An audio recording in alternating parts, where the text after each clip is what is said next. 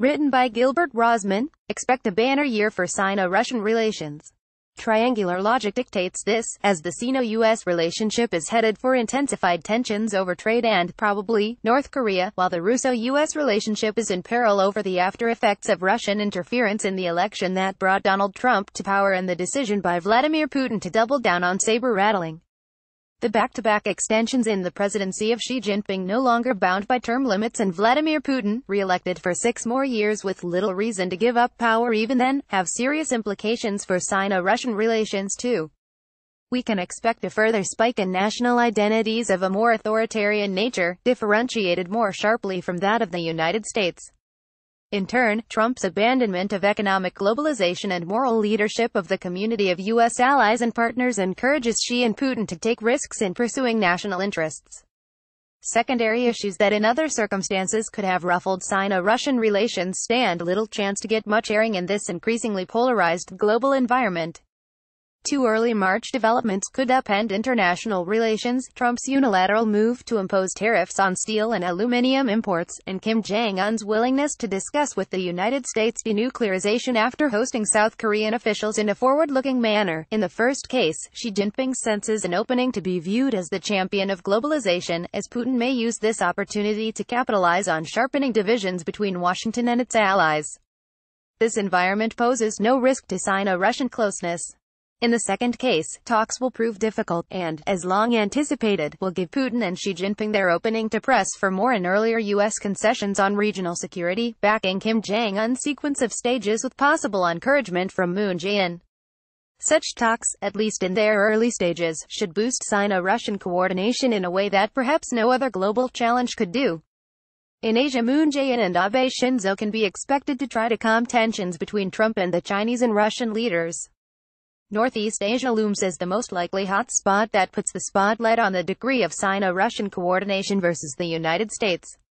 After all, North Korea is both a border issue and a national identity legacy seen through the lens of Beijing and Moscow and, even more, from listening posts near Shenyang and Vladivostok. A showdown in which the U.S. side insisted on U.S. ROK military exercises and a virtual economic blockade with a preventive bloody nose approach looming in the background would arouse Sino-Russian joint resistance. This resistance would take a more nuanced form should Kim Jong-un follow his meeting on March 5 with Moon Jae-in's emissaries with soothing talk of mutual freezes in negotiations, delaying actual denuclearization. That would open the door to joint calls by Chinese and Russians for unconditional negotiations. Prioritizing strategic realignment in Northeast Asia is serious pursuit of denuclearization and missile pullbacks is relegated to later. Abe continues, against all odds, to pursue a breakthrough with Putin, showcasing their close relationship. Lately, he has made an exchange of visits in 2018 with Xi Jinping a priority too. Can he somehow play a mediating role between them and Trump through his relationship-themed, closest of all, with the president? Moon is walking a finer tightrope after his September 2017 visit to Vladivostok, invigorating coordination with Putin and his December 2017 trip to Beijing, setting aside the THAAD imbroglio and assuring Xi Jinping with the 3 no's, narrowing the foreign policy options of South Korea, no further THAAD deployment, no joint missile defense, and no trilateral alliance with Tokyo as well as Washington. Yet, Abe is a hardliner on North Korea for tougher sanctions and military pressure, while Moon's dependence on Washington for defense limits his options. Trump has shown no inclination to allow allies to constrain his assertiveness. It is more likely that Putin and Xi can play on differences between allies if Kim Jong-un plays his cards well than that either U.S. ally could gain a mediating role acceptable to the United States. One often hears that Sino-Russian relations are strained by divergent strategies in the Arctic, Central Asia, South Asia, and Southeast Asia. None has the prospect of causing an open rift. They have been effectively managed so far, and they are understood to be secondary in the big picture of national security and for the overall narrative of national identity that Xi Jinping and Putin are constructing.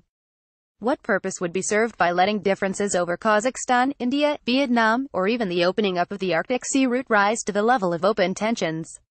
The strategic triangle has again taken center stage, driven by national identities and security logic, as on the Korean peninsula. The more troubled U.S. alliances are and the more inept is U.S. diplomacy, the more reason there is for Beijing and Moscow to find common cause in seizing this unprecedented opportunity. Trump is an unmitigated blessing for the Xi-Putin relationship. Gilbert Rozman is the editor of the ASEAN Forum and the Emeritus Musgrave Professor of Sociology at Princeton University, specializing in Northeast Asian societies, China, Japan, Korea, and Russia. He has compared them, most recently concentrating on national identities. In addition, Rozman works on sociological factors in international relations, emphasizing mutual perceptions and barriers to regionalism. Image credit, CC by President of Russia, Flickr. Categories: China, China's foreign policy tags, bilateral relations, Donald Trump, Shinzo Abe, Sino-Russian relations, THAAD, Vladimir Putin, Xi Jinping.